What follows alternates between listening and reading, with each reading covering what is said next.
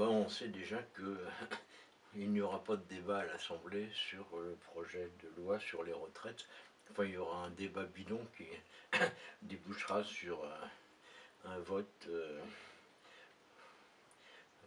autoritaire du 49.3, donc inutile de débattre, inutile d'amender. De toute façon, tout sera retoqué.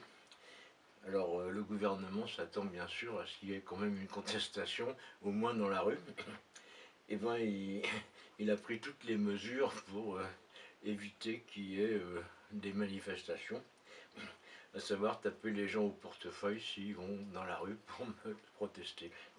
Alors on avait déjà des amendes forfaitaires de 135 euros. Alors, vous participez à une manifestation interdite, on peut vous mettre une amende de 135 euros.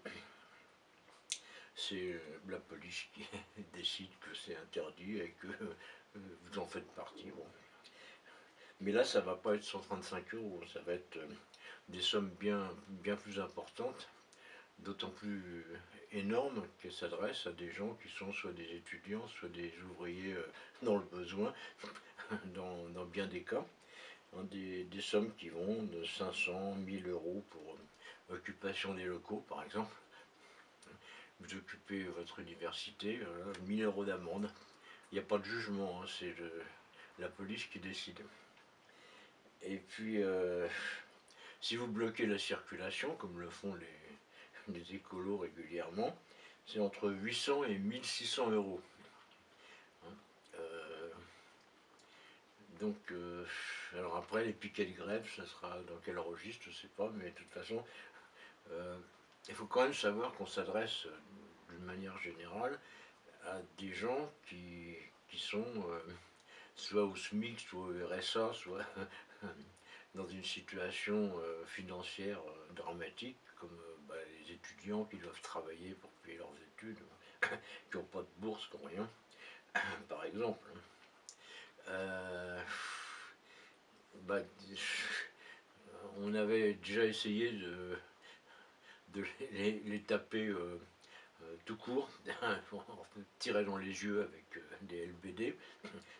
C'est une méthode qui a eu un franc succès, mais bon, ça commence à râler quand même. Il y a toutes les ONG, les droits de l'homme, qui disent que c'est pas bien de crever les yeux des étudiants, par exemple. Après, on a essayé le Covid. Là, ils ont essayé de relancer. Ça fait 2 fois qu'ils essaient de relancer le Covid. Bon prétexte, évidemment, pour interdire tout. Mais ça prend pas. Alors maintenant, c'est les contraventions monstrueuses, sans jugement.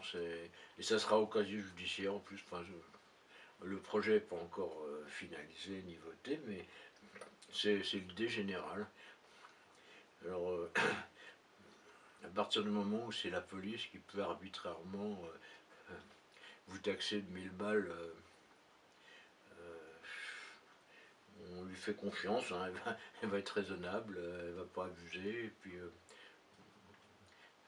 bon, il n'y a pas besoin de juge, hein, c'est la police qui dirige le pays maintenant. C'est ça le projet d'Emmanuel Macron. Alors quand je dis que c'est un dictateur, c'est pas exagéré du tout. Ce qu'il fait, c'est absolument écœurant, quoi. Voilà, voilà.